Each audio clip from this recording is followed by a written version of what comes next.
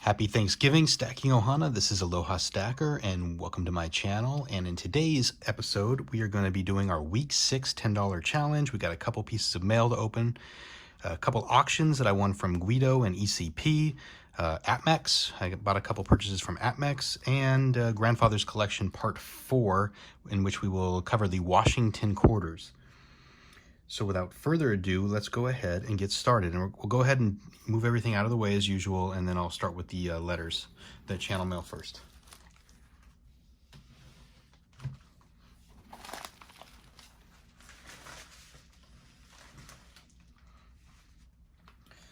So this is what we have first, and this is coming from Prepping with Sarge. And if you haven't checked out Prepping with Sarge channel, please do.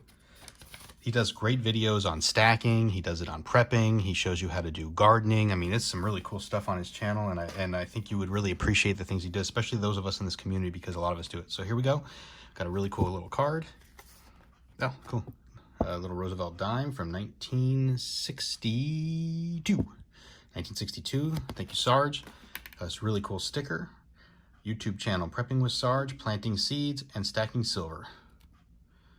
8 of 100, Sarge. Thank you, my friend, and let's see what you had to say. Aloha.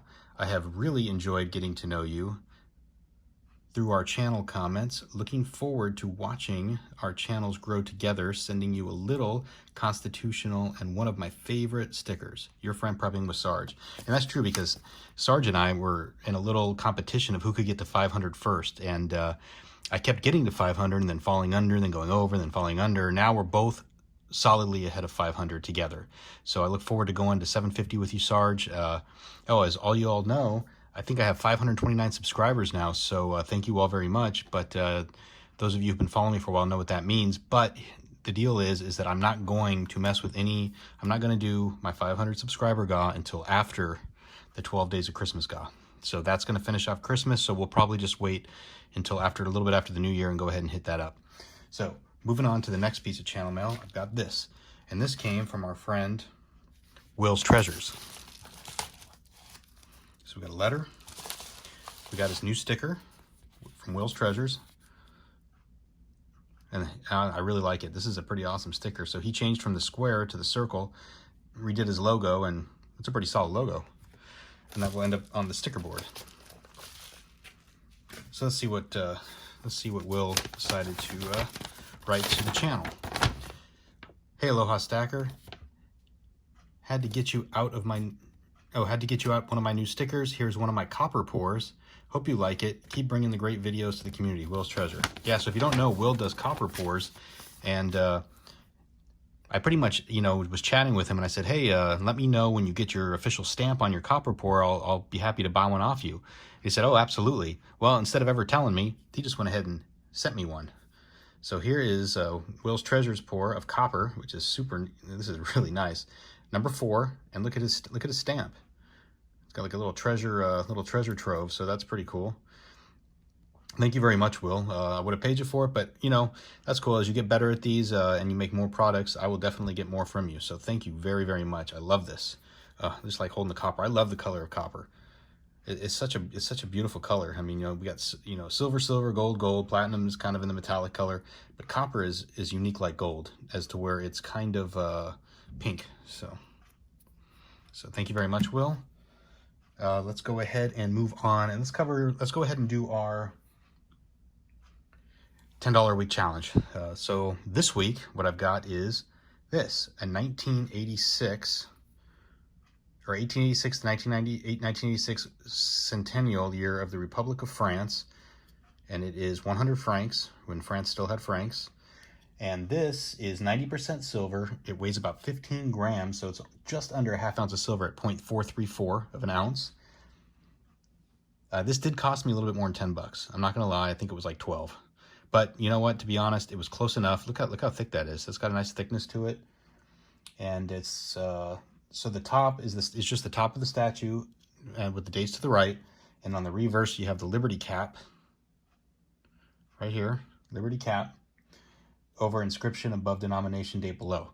And this was minted at 4,427,000 of these were minted. So I wanted to show off something really cool. I don't know if you noticed, but I got this box. I got my new treasure chest with some Krakens and some Skull and more Krakens. And look at that. Pirate ship, Skull and Crossbones with swords, more ships. Look how awesome this is. And this is where I'm going to be keeping all my weekly challenges. And as you see inside, I've got the first 5 weeks. And now we're going to enter week 6. So there it goes. There it is. Let's see if we can... Yeah, the magnet came loose on this. I'm going to have to re-glue it back into place at the top. But there it goes. So check that out. That is an awesome treasure chest. And that will be right here on days that I do week 10 videos. And then I'll have my other chest here when I'm doing pours. So moving on, we're going to go ahead and show off a couple things that I picked up at recent auctions. So last week I picked up some some stuff from Guido's auction. Let's see what I got. I ended up getting this 1962 Benjamin Franklin proof $half. Look how shiny that is. That is some serious shine. So that's cool. And then I picked up, I picked up 4 Canadian dollars, all with the totem poles. So British Columbia totems, 1, 2, and these are from the year 1958. 3, 4. And then he ended up, I actually asked for 5 when he did his buy it now at the end, but he ran out. So he said he'd had a goose. I said, oh, cool, I'll take the goose. I love the goose. So took a Canadian goose from 1967, and he threw in a Mercury dime from 1938. And there's the reverse, 1930. Let me see if there's a mint mark on this. I can't tell. I don't see one. Usually they're down on the bottom. So no. So thank you very much, Guido. That's pretty awesome. Second auction was ECP, and this was my very first time ever doing an auction with ECP. So let's go ahead and pull out everything that we got out of here. We got a couple packages. One of the cool things that ECP does, and I don't know if you all know this, is he has beehives. And because I won an auction and he was doing the honey, I was able to get myself a little bottle of honey. Thank you so much, ECP. This is so cool. I can't wait to put this in some tea or whatever else you eat with honey. Lots of different things. But I didn't have his stickers. I'd never been to one. I never won anything from his auction, so I got an ECP. This looks like it's the window one. Yeah, it's the window cling. So East Coast Prospecting. That's what that stands for? Numismatics, Precious Metals Prospecting. So thank you for those stickers. And this is what I picked up at his auction. This was a bonus. I guess when you win an auction, you get some free silver. So I got a 1907 Barber dime. So that is pretty sweet because I don't have that many of these. So it was nice to get another one. But these are what I won off the auction. I got an 1885 O and an 1887. Both are beautifully uncirculated. So what we're going to do is, because I don't know what the mintages are off the top of my head, and this one is a New Orleans, and this is a Philadelphia. So an O is a New Orleans mint mark. So let's go ahead and bust out the book and take a quick look-see. So we have an 1885 O, which is, let's see, we have an 1885 O, which was not a low mintage year. I mean, it looks like we're looking at 9,185,000 in a beautifully uncirculated condition. Could roll somewhere in here. It's hard to say. I'd have to have it graded, but I'm not going to. I just like the way it looks. I'm a fan of the lustrous. I'm a fan of these silver dollars. These are my favorites with the thick neck fish. Yeah, you know what I'm talking about. Love these things. The second one is an 1887. Like I said, it's no mint mark, means it's made in Philadelphia. So 1887 Philadelphia, let's check that out. And that is definitely not a rare mintage year. That's 20,290,000, unless the 7 is over the 6. I don't know how you really tell. You have to look at it. This doesn't look like there's a 7 over the 6. So let me see if I can bring this up to. Yeah, I don't see that. So just a standard 1887. Probably, in close to the uncirculated conditions, so it ranges probably around here unless I have it graded. So there's no way to know. But, it's still really, really nice. And I'm very, very happy to have gotten something from his auction. It was the first time, and so very nice. Let's see, moving on. Okay, so I bought a few things from Apmex. So I took it out of the box and cut everything so I could easily get it out. Let's see what we got. Okay, so the first thing, let me see if I do have some information on these. So the first thing I picked up were, so before the Mexican Libertad came out in 1982 and the gold one in 81, in 1979 and 1980, Mexico had a 1 ounce coin that they minted. It was made of sterling silver, 0.925. It was 33.625 grams, but you still got a full ounce of silver in it. And it was minted in the Mexican Mint, La Casa de Moneda de Mexico, and it was una once troy de plata pura. And I ordered 2 of them, and they only minted these in the years 1980 and 1979. And so I ordered 2, you know, crossed my fingers and said, okay, Apmex, do me justice. Send me one of each here. I hope they do. So here's one. It's the first one, and they sent me 1979. And that was a beautiful coin. They got the scales on one side, right here. And on the other side, they have the Mexican Mint label with a press, with a screw press. It's called a screw press, actually. So thank you, Apmex, for that. And then on number 2, which doesn't come in a sleeve, but I get to hold this one, so that's kind of cool. We have number 2, the same, and you see it shows the weight, but on the back, they sent me in 1980. So I got lucky enough to get both years, which means I don't have to collect any more of these. I now own both the years. So, very cool. And many of you have seen these already, but I finally got mine. I got 2 Charlie Brown special editions with only 7,000 minted, and I got the ones in the special sleeve. This is housed in a TEP RF welded plastic polymer to protect the rounds, and includes a Charlie Brown style card in the right colors. And that's what I like about it is, you know, the regular rounds just have the round, but this was neat because it had the Charlie Brown colors and everything. And on the front side, it's the 70th anniversary. You got Charlie Brown, and on the reverse, you get the whole Peanuts gang. And that includes, let's see who it is. We got Pigpen, Schroeder, Franklin, Woodstock, Sally Brown, Charlie Brown, Lucy Van Pelt, Peppermint Patty, and Marcy. So I picked up 2 of these, so I'm definitely going to keep one. The other one, maybe it'd be worth trading or selling. So if you're interested, yeah, hit me up. Maybe we can make a deal. All right, and also from Apmex, one more package.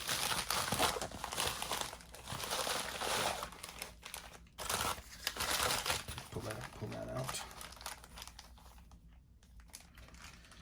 Okay, so first I picked up a Buffalo round, a Canada 2015 1.1 ounce Buffalo round, $8 coin from the from the Royal Canadian Mint with Elizabeth on one side. And this is really neat. I mean, I just like these Canadian coins. They do these animal coins, and they're, I don't know, they're just really cool. It's actually not a buffalo, it's a bison. So it's an American bison out on the plains. And these used to roam, as you know, freely all over the Midwestern plains until they were almost hunted to extinction, but now they're making a comeback.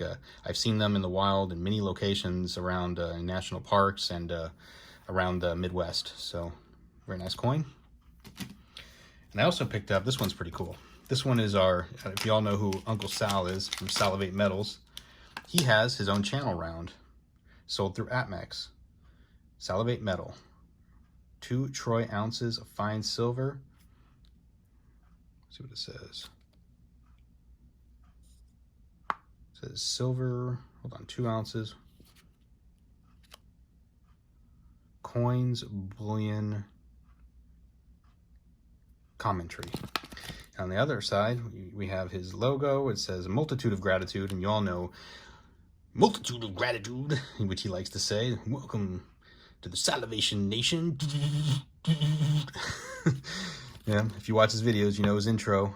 Sal is a great guy, and he's got a really cool 2 ounce channel round that's nice and thick. I'll have to figure out how to get this in. Hopefully have some type of container for it. If not, it'll stay in the sleeve for now, but very cool. If you don't watch Salivation, the Salivate Metal and Salivation Nation, you should. He does great commentary. He does a lot of news article reading. He does unboxings. He's been doing this for years. He's pretty much the beginner, right? The guy who's been lingering around the longest in the community and has a lot of experience. Has collected, countless. I mean, he talks about everything. Gets a lot of good information out to the community. So if you don't know him, please check him out. And finally, from Apmex, so I bought the Colossus of Rhodes. I actually bought 2 of them previously, and here they are. Well, look at that, face, face, face, face. And this is a very cool coin. They've only minted 7,777 of these. I bought 2 of them, but I always regretted not getting the case. So I got one. So I get to be here with you all when I get to put it into the case. Now, this one with the case I'm going to keep. And I'm willing to trade away the other one if somebody's interested. So here we go. We got the Wonders of the, it's actually the tin, and it comes in this really neat looking box. You open up the tin. I haven't actually opened this at all, so this is kind of cool to see. Guessing that, so I guess we take the round, we pop it in here. Is that it? All right. Yeah, I guess that's how this works. So there it goes. It's in a nice little tin. Close the tin, and I now have a nice professional looking case for my Colossus of Rhodes round. So that is neat. And like I said, the other one, if you're interested, let me know. Maybe we can make a trade or a deal. And I don't know if you noticed this, but on the side of this, it actually says 1 troy ounce, 999 fine silver. So that's pretty neat. I wish they would have put a year on it. It's the only thing I think that kind of sucks. And I don't know if you know, but on the cover, it's the Colossus of Rhodes was a massive 33-meter statue of the sun god Helios. It was erected on the Greek island of Rhodes shortly after the victory in the Siege of Rhodes, where they successfully defended the island from the Macedonian leader Demetrius Poliorectus Rossetti. I don't know if I can pronounce that. It's Poliorectus. King Ptolemy first of Egypt, a close ally of the city, assisted greatly in the victory. His effigy is displayed on the reverse along the denomination accurate to the era, which is here. 1 drachma. So that is a pretty neat looking coin. Okay, so that covers all the new stuff that I picked up over the last week or so. So all that's left is my grandfather's collection part 4, which is the Washington quarter books. So let's go ahead and show off what these 2 books, and they're pretty much all complete except for a couple really low mintage years. But we'll go ahead and start from the back. And what we got is 1945, and it starts in 1932. So from the beginning to 1945, and we can just glance down looking for any rare years. That page doesn't really have any, maybe a 41D at 16.7 million. 1940D, 2.8 million. That's pretty low mintage.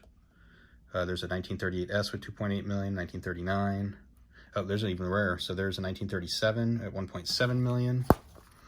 We've got 3.8 million on the 36D. I don't see any other super rares up here. And there's the 2 rarest years, the 32S, 32D. And of course they're absent because they're the most expensive. So that covers that book. And then there's book 2 starting in 1946. And this one goes all the way out to 1959. So it doesn't go out to 64, but I do believe I have all those years anyway, where I can probably get them. I don't think there's any rare years in between. So let's see if there's any really low mintage years. The lowest on this page looks like a 55D. Moving on to this one, we have,